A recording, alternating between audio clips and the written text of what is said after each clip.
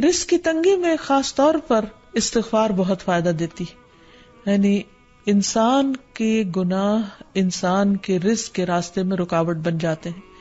اور آخر میں یہ بات یاد رہے کہ انسان کے رزق میں اکثر اس کے اپنے گناہ رکاوٹ بن جاتے ہیں.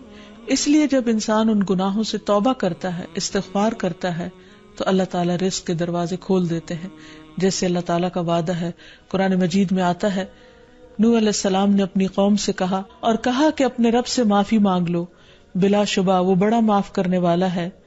وہ تم پر آسمان سے خوب بارشیں برسائے گا اور تمہاری مال اور اولاد سے مدد کرے گا، تمہارے لیے باغ پیدا کرے گا اور نہریں جاری کرے گا.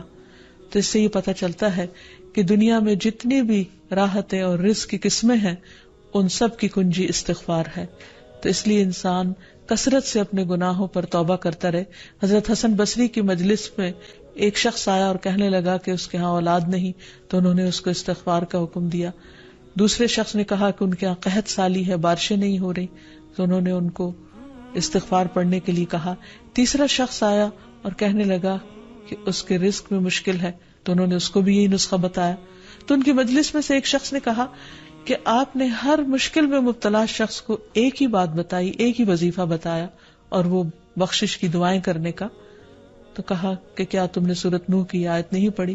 حقیقت یہ کہ اللہ کا کلام سچا ہے اور ہمیں اس پر ایمان لا کر پورے یقین کے ساتھ، وثوق کے ساتھ دعا مانگنی چاہیے کہ ہم انشاءاللہ استغفار کریں گے تو آسمان سے اور زمین سے رزق اگلنے لگے گا، ابلنے لگے گا.